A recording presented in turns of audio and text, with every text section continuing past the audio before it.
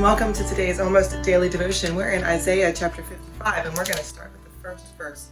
And it goes like this. Come, all you who are thirsty, come to the waters. And you who have no money, come, buy and eat. Come, buy wine and milk without money and without cost. Why spend money on what is not bread, and your labor on what does not satisfy? Listen to me, and eat what is good, and your soul will delight in the richest of fare. Give ear and come to me.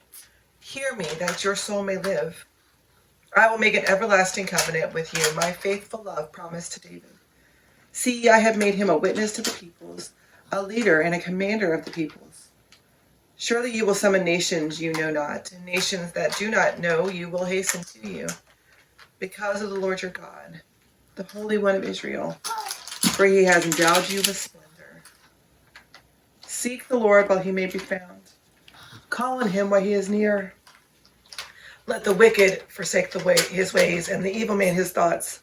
Let him turn to the Lord, and he will have mercy on him, and to our God, for he will freely pardon.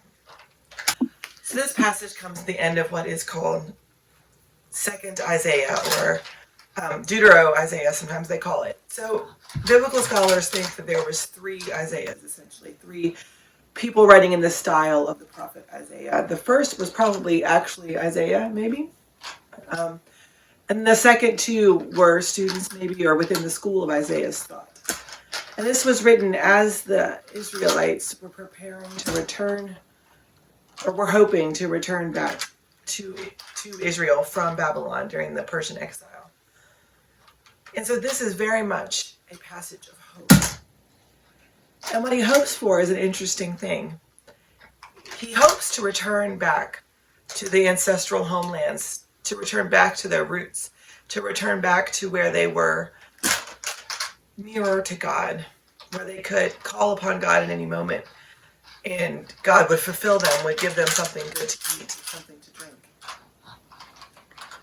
And this last chapter of Deutero-Isaiah says to them, your hope is found in returning to your roots, returning to who makes you who you are.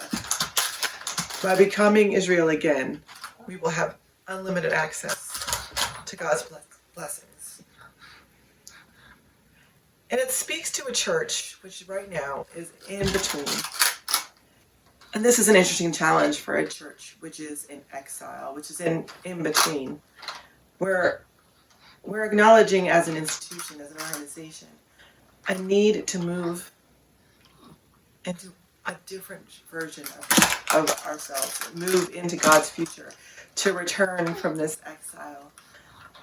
And it's a tension between those who want to honor a legacy by continuing the legacy, by continuing to do what their forefathers did. So they believe that the way we honor our ancestors is to continue to do what they did, and to maintain that, and to see the value that they put into those practices.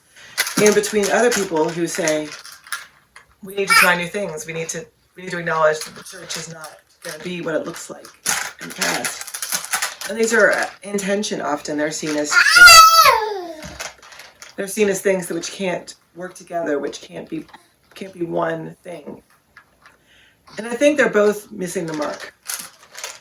Because what the church really needs to do is to return to its roots. Return to what the church was when it was at its best. What the church is when it's at its best. And that's a community which remembers that it is loved by God.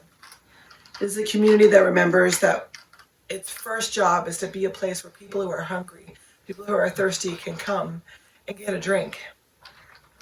That lots of the things that we think are essential to church are not so essential.